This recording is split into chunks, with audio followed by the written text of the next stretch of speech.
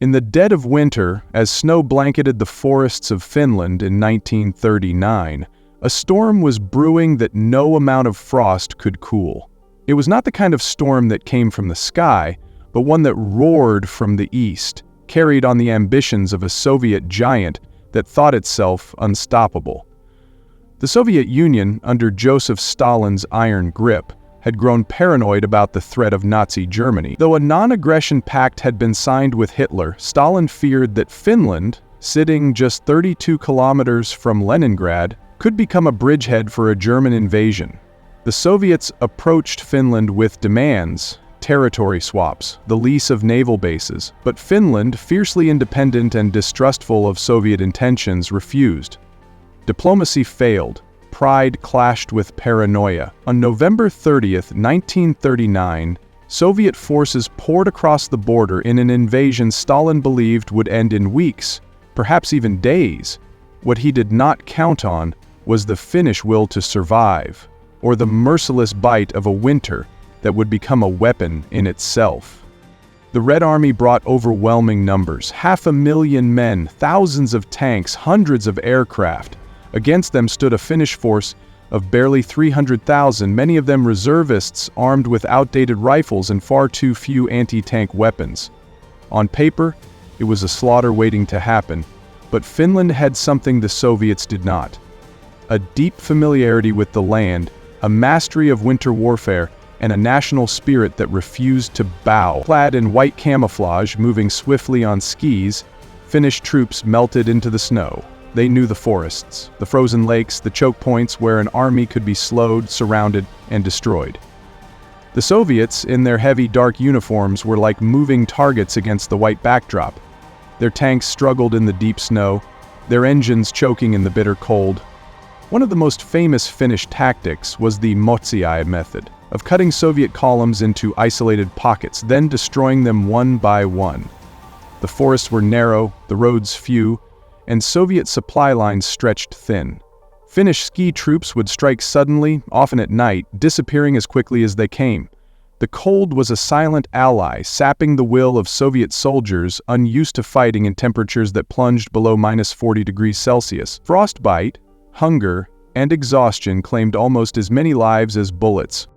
Amid this struggle emerged legendary figures like Simo Häyhä, the White Death, a farmer turned sniper who struck fear into the hearts of Soviet soldiers, using nothing more than a bolt-action rifle without a scope, so his breath wouldn't fog the lens. Häyhä picked off over 500 enemies during the war, often lying still for hours in snowbanks, his face packed with snow to hide his breath. The Soviets tried everything to kill him, artillery, counter-snipers, but the White Death kept hunting, an invisible ghost in the frost. The Soviets, humiliated by early defeats, pushed harder. Stalin replaced commanders, poured in reinforcements, and unleashed brutal artillery barrages. The Finnish city of Viipuri became a symbol of desperate resistance, its defenders holding out against wave after wave of Soviet assaults. Civilians suffered under constant shelling, and yet the nation refused to surrender. The war raged into January 1940, each side paying a bloody price for every kilometer gained or lost. The international community watched in awe as tiny Finland held off the Soviet giant.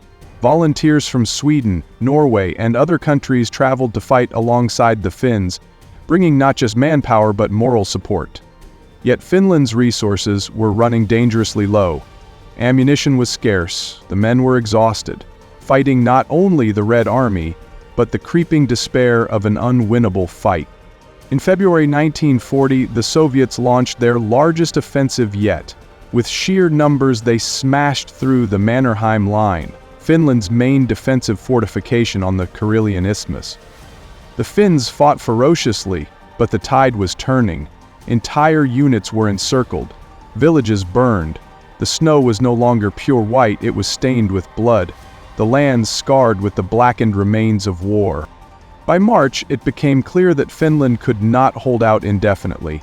The government, facing the destruction of its army and the possibility of losing the entire country, sought peace. On March 13, 1940, the Moscow Peace Treaty was signed. Finland was forced to cede 11% of its territory including parts of Karelia, the Sala region, and islands in the Gulf of Finland. Over 400,000 Finns, 12% of the population, were displaced from their homes, many leaving with nothing but what they could carry. The Soviet Union had won the war, but at a staggering cost.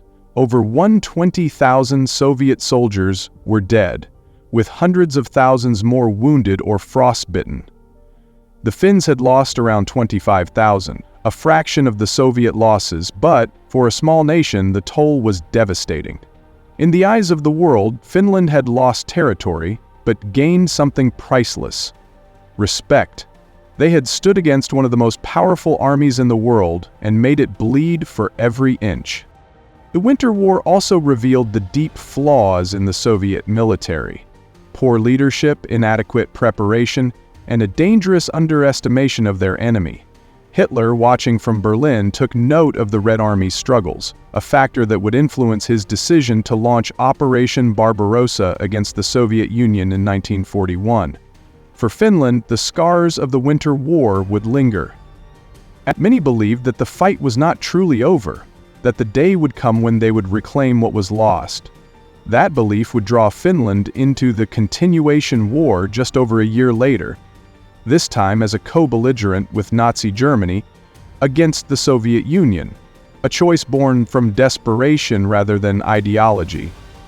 Yet the Winter War became more than just a military conflict. It was a story of resilience, of a people who refused to kneel before overwhelming force. The image of ski troops darting through the trees, of the White Death waiting patiently in the frost, of families huddled in frozen cellars while shells exploded above, all of it became part of Finland's national identity. The war also proved that terrain, weather, and strategy could turn the tide against even the largest armies, a lesson studied by military strategists for decades to come. Even today, the memory of those 100 days burns in Finnish history. Veterans speak of the bitter cold, the endless white horizons, and the sound of Soviet shells screaming through the air. They recall the smell of pine and gunpowder, the taste of frozen bread, the silence that would fall after a skirmish broken only by the wind moving through the trees.